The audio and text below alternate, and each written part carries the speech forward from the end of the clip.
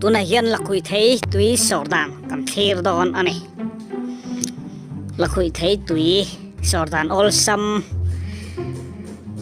sartin bung pani manga la khui thei tui sordan kanena nga kanan in chin vel don ani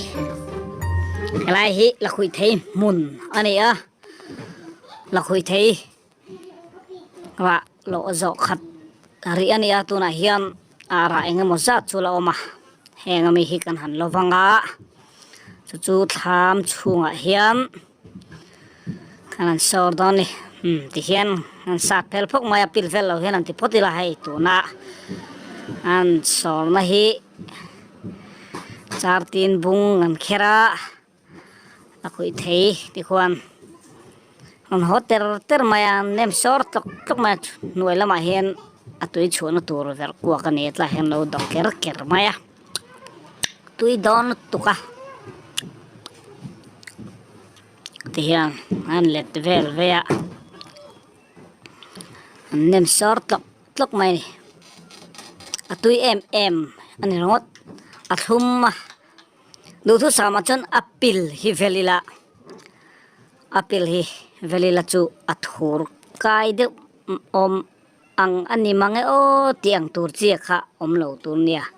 e ma seng hei la khoi themin chapa ngai chuna thum tu em ma a hel de te chu han sor chun apil la hian a thur tle ma lo keng thina chu kan sor na hian kan do tui dana zira ni to mai ni ti hian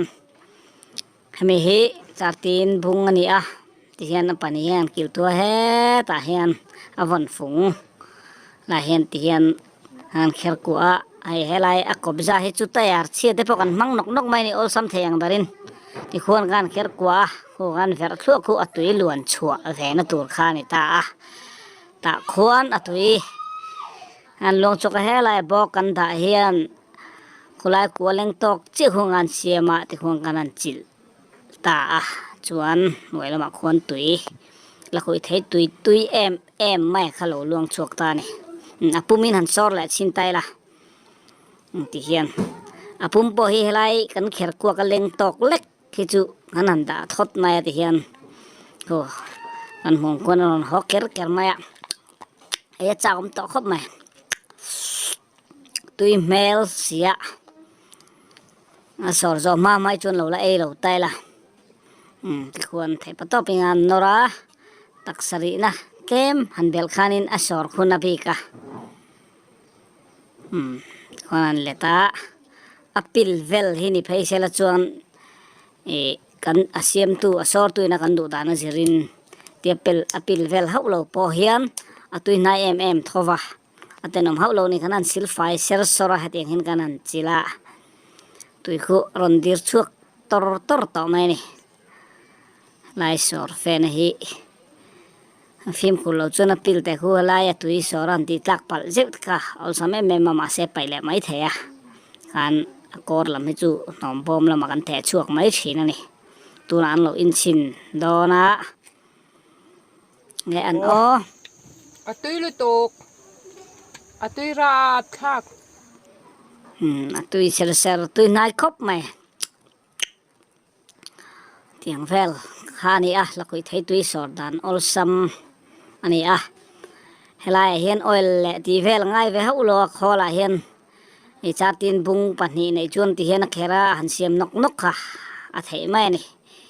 kha la khui thei tui gan an sordan chu ni a helai la khui thei mun na hian tham ti na hian ti he gan an chop thu mai a sal chaklo de pon atui hi kan an sor cheu ti khan ti chuan atui sor kha kan han da tha a kan an chuang sowa ya da tha reina tur bol lo te kan an tela ti khan la khoi thei kan in sor ve mai ta thin ani kha jong kha la khoi thei tui sor dan kan en thei ni le phot sela thia tu te he channel hi lo share lo like lo subscribe turin kanin ngen ani kan lo me